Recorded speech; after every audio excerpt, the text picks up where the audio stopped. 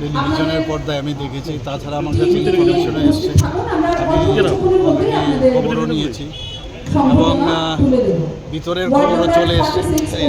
কিন্তু যারা এই ধরনের কাজে লিপ্ত থাকবে কাউকে কিন্তু ছাড়া হবে না,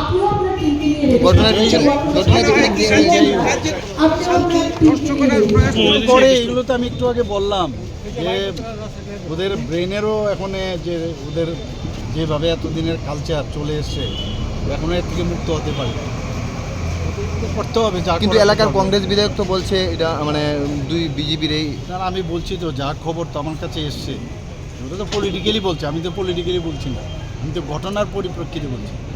আর এখানের মধ্যে রাজনীতি না নিয়ে আসাই ভালো।